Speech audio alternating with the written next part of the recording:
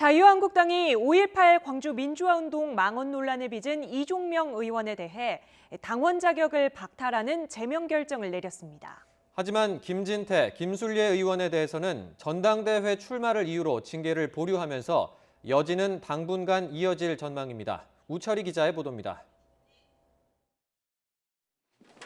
예정된 장소까지 급히 바꾸고 비밀리에 징계 여부를 논의했지만 결론을 내리지 못했던 자유한국당 윤리위원들이 이른 아침부터 다시 만났습니다.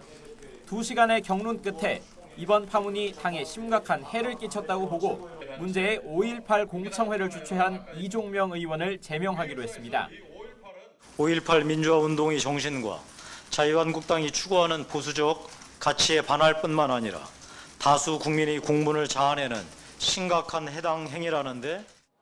하지만 당 대표와 최고위원 경선에 각각 출마한 김진태, 김순례 의원에 대해서는 전당대회 이후 징계 문제를 다시 논의하기로 했습니다.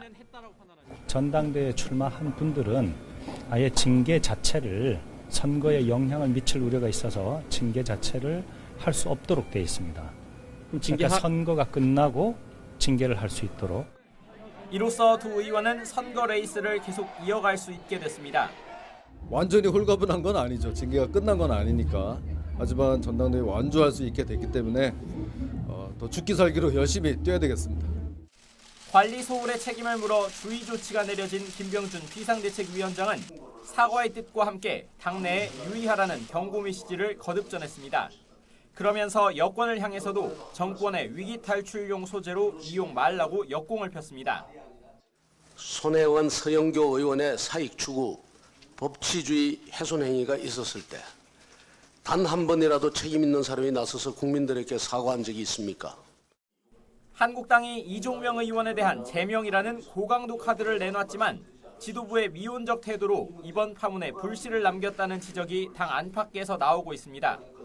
지도부가 문제의 공청회 이후 나흘이 지난 뒤에야 전당대회 후보 등록과 맞물려 윤리위를 소집하면서 다른 두 의원의 문제가 해결되지 않아 여당과 나머지 야당의 공세의 빌미를 남겨뒀기 때문입니다. 여기에 이종명 의원의 제명을 확정하려면 의원총회에서 재적의원 3분의 2 이상의 동의가 필요한데 제명은 지나치다는 동정론도 적지 않아 통과가 불투명하다는 전망도 나오고 있습니다. 한국당이 성난 민심과 정치권 안팎의 거센 비판 속에 나름의 수습책을 내놓긴 했지만 여지는 한동안 계속될 것으로 보입니다. YTN 우철입니다.